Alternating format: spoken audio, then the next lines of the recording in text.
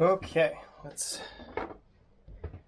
test our best numbers here, and then we'll pop over to the microscope.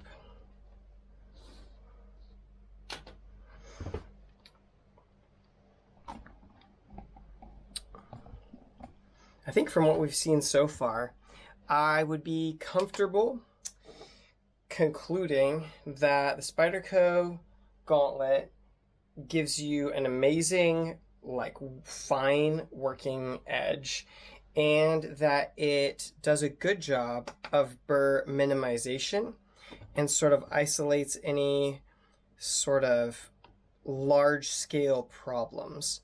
I think that the transition from those big chunky flakes of burr that you can see to that just little shiny line is going to be significant. It's going to be easier to strop, as we saw both of these stropped pretty well.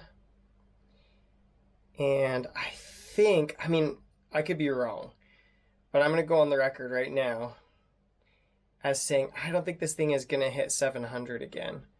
I think that the way that sharp maker reduced the burr more than the Japanese natural stone did is going to pay off on a lower number.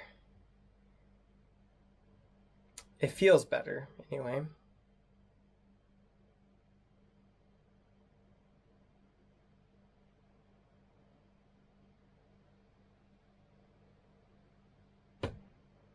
$391. Still under 400, which is the spot that they say you need to start thinking about resharpening. So very cool. Vastly different result on the Victorinox from the Japanese natural stone to the Spyderco Gauntlet preset angle sharpener, at least the fine rods. Very, very cool. And we didn't see a big benefit in the best numbers from the Gauntlet, from the King sharpening stone to the Gauntlet. But in the microscope, you definitely could see a bit of a different landscape.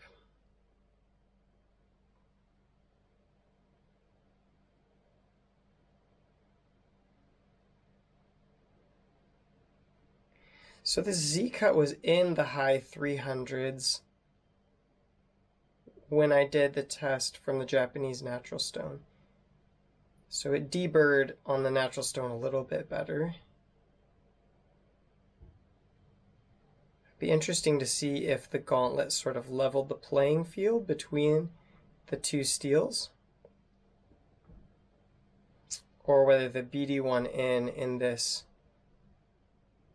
will have kept noticeably or dramatically keener edge through the testing.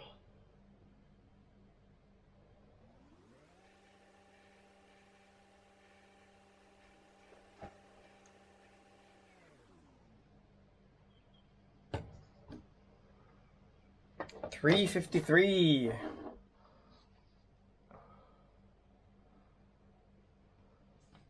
All right, let's take a look at these in the microscope.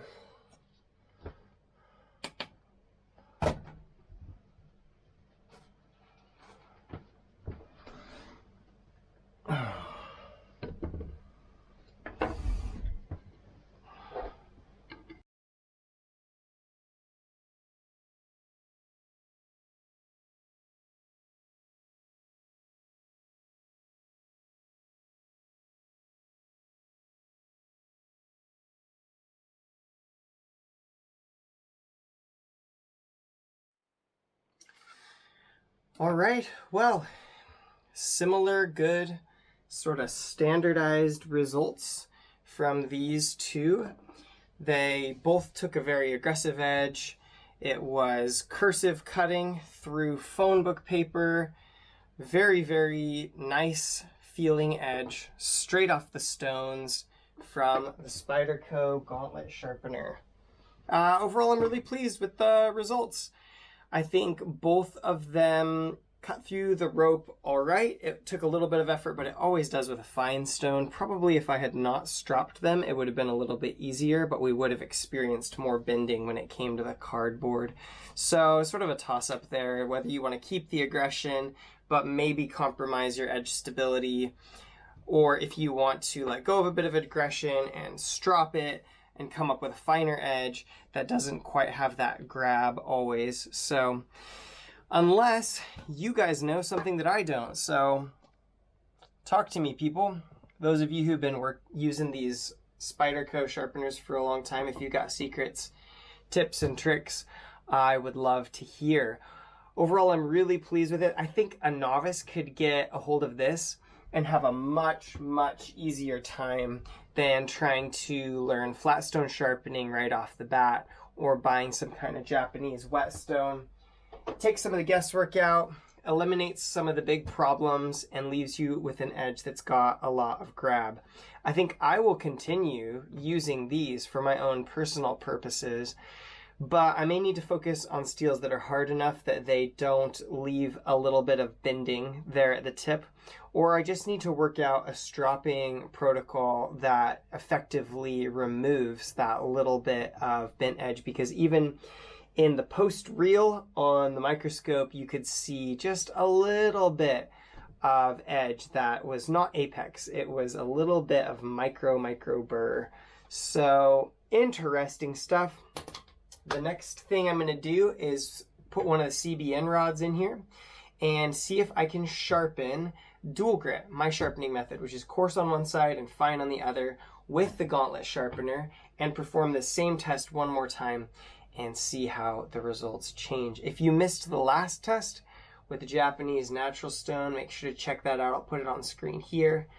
For all the rest of you, I'll just say peace out from the home slice. Take care, everyone. Bye.